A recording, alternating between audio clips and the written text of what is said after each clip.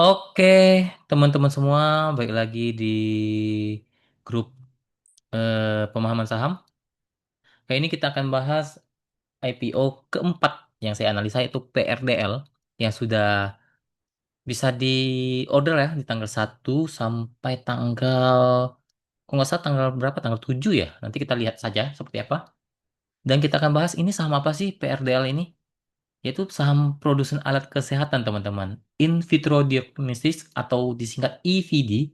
Saya tidak tahu ini apa. Jadi, tapi dia berkecimpung dalam produsen alat kesehatan, yaitu PT Prodia Diagnostics Line Tbk, ya. Alamannya di Jawa Barat, teman-teman. Oke, lanjut. Itu jumlah saham yang ditawarkan itu sekitar 522.900.000 lembar saham. Free floatnya cukup banyak, 30%. Jadi sudah melebihi ambang batas syarat dari free float. Harga penawaran cukup murah ya, 100 sampai 120. Tapi kita lihat evaluasinya. Apakah harga segini mahal atau tidak? Dan dana yang diperoleh di sekitar 585 sampai 600-an. Ya, penawaran umumnya berarti sudah mulai hari ini 1 Juli sampai 7 Juli. Jadi range-nya cukup lama ya. Jadi tidak seperti yang lain 1 sampai 3, ini 1 sampai 7 cukup lama. Penjatahannya tanggal 7, listingnya tanggal 9, masuk papan pengembangan. Underwater AZ ya.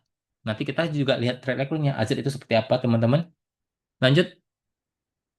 Nah, rencana penggunaan dana ini hmm, 35 miliar lebih itu digunakan untuk pelunasan di Bank BCA. Ya, cukup banyak juga. Lalu sekitar 28% itu digunakan untuk belanja modal. Sisanya sekitar 10%-an itu digunakan untuk modal kerja. Jadi untuk pembayar hutangnya cukup gede ya ini, teman-teman, penggunaan dananya. Oke, lanjut untuk valuasinya.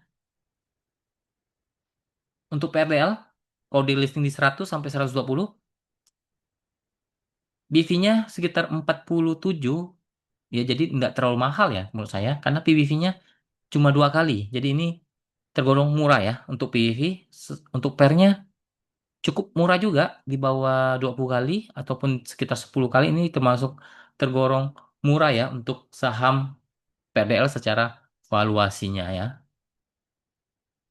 Oke, untuk kinerja AZ, not bad, bagus ya, bagus. Tahun 2025 apalagi 100 sampai 10 kali arah, supa 3 kali arah, sering bugger ya. Ini untuk sekuritas AZ dalam mengawal IPO, jarang dibanting merah ya. Paling mentok itu PGO, BIP ya, closingnya ya.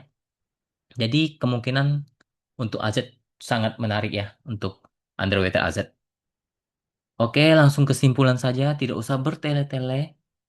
Pendapatan dari 2023-2025 mengalami penurunan, tapi laba berjalannya mengalami peningkatan walaupun tidak terlalu signifikan. Underweighted asset performanya bagus untuk mengawal IPO dan sering arah bahkan bagger.